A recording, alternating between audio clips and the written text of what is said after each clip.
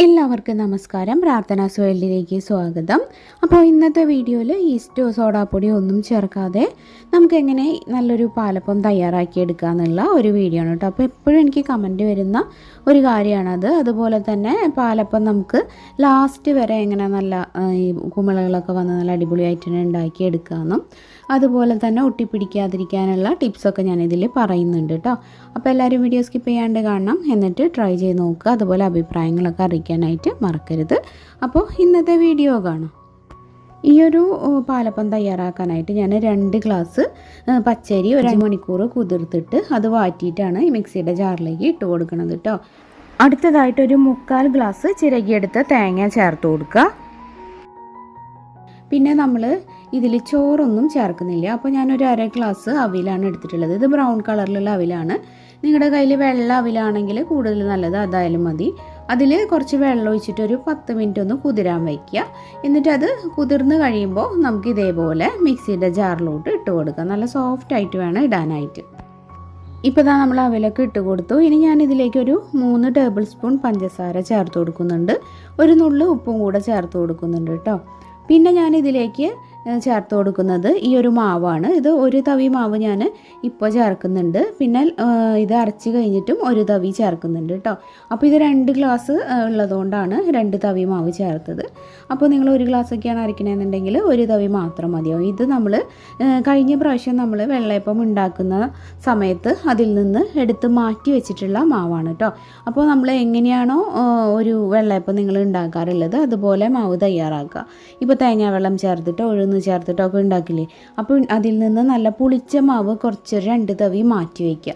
എന്നിട്ട് ഫ്രിഡ്ജിൽ വെച്ചിട്ട് അടുത്ത തവണ നമ്മൾ അപ്പം ഉണ്ടാക്കുമ്പോൾ അതിൽ ഈസ്റ്റോ സോഡാപ്പൊടിയൊക്കെ ചേർക്കുന്നതിന് പകരം ഈ ഒരു മാവ് ചേർത്ത് കൊടുക്കുക. അപ്പോൾ ഇത് പുളിക്കാനായിട്ട് ഈ ഒരു മാവ് മതിയാവും കേട്ടോ. അപ്പോൾ നമ്മൾ ഈസ്റ്റ് ഇട്ടിട്ടാണ് തയ്യാറാക്കുന്നുണ്ടെങ്കിൽ ആ മാവായാലും മതി. അപ്പോൾ ഈ ഒരു മാവ് നമ്മൾ എടുത്ത് വെച്ച് നമുക്ക് കുറേ കാലം ഇങ്ങനെ കണ്ടിന്യൂസ് ആയിട്ട് അപ്പം ഉണ്ടാക്കാനായിട്ട് യൂസ് ചെയ്യാം. ഫെർമെൻ്റായ ശേഷമാണ് ആ മാവ് നമ്മൾ എടുത്തു വയ്ക്കുന്നത്. അത് തെറ്റരുത്. അരച്ച ഉടനെയുള്ള മാവല്ല കേട്ടോ. അപ്പോൾ ആ ഒരു കാര്യം ശ്രദ്ധിച്ചാൽ മതി. ഓരോ തവണയും പുതിയ മാവ് എടുത്തു വയ്ക്കുക. അപ്പോൾ അതാ ആവശ്യത്തിനുള്ള വെള്ളവും കൂടെ ചേർത്തിട്ട് നമ്മുടെ മാവ് ഞാൻ ഇതേപോലെ അരച്ചെടുത്തിട്ടുണ്ട്. അപ്പോൾ നേരത്തെ നമ്മൾ 1 തവിയല്ലേ ചേർത്ത, ബാക്കി 1 തവിയും കൂടെ ഞാനിതാ ഇപ്പോൾ ചേർക്കുന്നുണ്ട്. അപ്പോൾ ഈ ഒരു സമയത്ത് 2 തവി മാവ് ഒന്നിച്ച് ചേർത്താലും മതി കേട്ടോ.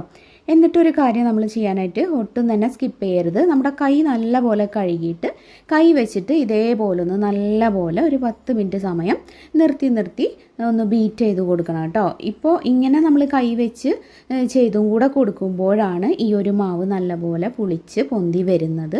അതുകൊണ്ട് സ്പൂൺ വെച്ചിട്ട് ചെയ്താൽ ശരിയാവില്ല, നമ്മുടെ കൈ വെച്ച് തന്നെ ചെയ്യണേ. അപ്പോൾ ഞാനിതാ അതുപോലെ ചെയ്തിട്ട് ഈ മാവൊന്ന് മൂടി വയ്ക്കുകയാണ്. ഇനി നമുക്ക് പിറ്റേ ദിവസം ഇതെടുത്ത് നോക്കാം. ഇനിയിപ്പോൾ നിങ്ങൾ അരച്ചു വയ്ക്കാനൊക്കെ ലേറ്റ് ആവുകയാണെങ്കിൽ മാവ് ചിലപ്പോൾ പിറ്റേ ദിവസം പൊന്തി വരാതിരിക്കാം. അപ്പോൾ അങ്ങനെയുള്ള സമയത്ത് ഇതുപോലെ താഴെ കുറച്ച് ഇളം ചൂടുള്ള വെള്ളം വയ്ക്കുക.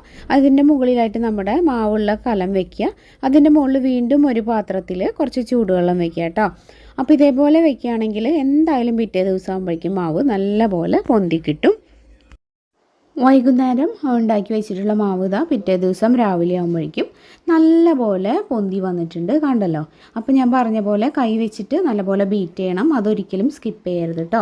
അപ്പോൾ നമ്മൾ ഈസ്റ്റോ സോഡാപ്പൊടി ഒന്നും ഇല്ലെങ്കിലും മാവ് നല്ലപോലെ പൊന്തി അടിപൊളിയായിട്ട് കിട്ടും കേട്ടോ. അപ്പോൾ നല്ല തണുപ്പുള്ള സമയമാണെങ്കിൽ അടിയിൽ ഒരു പാത്രത്തിൽ ഇളം ചൂടുള്ള വെള്ളം വയ്ക്കുക. അതുപോലെ കലത്തിൻ്റെ മുകളിലും കുറച്ച് ഇളം ചൂടുള്ള വെള്ളം വയ്ക്കുക കേട്ടോ. അതും കൂടെ ചെയ്യണേ. അപ്പോൾ നല്ല ചൂടുള്ള സമയമാണെങ്കിൽ അതിൻ്റെ ആവശ്യമില്ല. ഇനി ഇതേ നമ്മുടെ പാനൊക്കെ ഇവിടെ ചൂടായിട്ടുണ്ട്. അതിലേക്ക് നമുക്ക് കുറച്ച് മാവ് ഒഴിച്ചിട്ട് ഒന്ന് ചുറ്റിച്ചെടുക്കാം.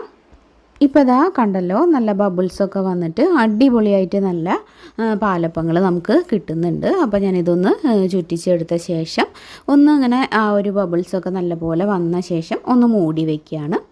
ഇപ്പോൾ ഇതാ ഇത് കുക്കായിട്ടുണ്ടാവും. ഇനി നമുക്കിതൊന്ന് തുറക്കാം. ഇപ്പോൾ കണ്ടില്ലേ, ഇങ്ങനെ ചെറുതായിട്ട് ഇങ്ങനെ സൈഡിൽ നിന്നൊക്കെ മൊരിഞ്ഞ് വരുന്നുണ്ട്. അപ്പോൾ ഇവിടെ എല്ലാവർക്കും മൊരിഞ്ഞ പാലപ്പങ്ങളാണ് ഇഷ്ടം. അതുകൊണ്ടാണ് ഞാൻ ഇതുപോലെ ഒന്ന് സൈഡ് മൊരിച്ചെടുക്കണം കേട്ടോ. ചിലർക്ക് നല്ല സോഫ്റ്റായിട്ട് ഇങ്ങനെ വൈറ്റ് കളറിൽ തന്നെ ഇരിക്കുന്നതായിരിക്കും ഇഷ്ടം. അങ്ങനെയുള്ളവർ വേഗം തന്നെ എടുത്താൽ മതി. അത്രയ്ക്കേ ഉള്ളൂ വ്യത്യാസം. മൊരിഞ്ഞിട്ടാകുമ്പോൾ തനിയെ കഴിക്കാനായാലും ഒരു പ്രത്യേക ടേസ്റ്റാണ്. അപ്പോൾ ഞാൻ ഇതേപോലെ തന്നെ വേറൊരെണ്ണം കൂടെ ഉണ്ടാക്കി എടുക്കുന്നുണ്ട്. അപ്പോൾ നമുക്ക് ഈസ്റ്റോ സോഡാപ്പൊടിയോ ഒന്നും ഇല്ലെങ്കിലും നമ്മൾ കഴിഞ്ഞ തവണ ഉണ്ടാക്കിയിട്ടുള്ള മാവിൽ നിന്ന് കുറച്ച് മാറ്റി വയ്ക്കുകയാണെങ്കിൽ ഇതേപോലെ നല്ലപോലെ ഈ ഒരു മാവിനെ പുളിപ്പിച്ചെടുക്കാനും നല്ല പാലപ്പങ്ങൾ ഉണ്ടാക്കിയെടുക്കാനും പറ്റും കേട്ടോ.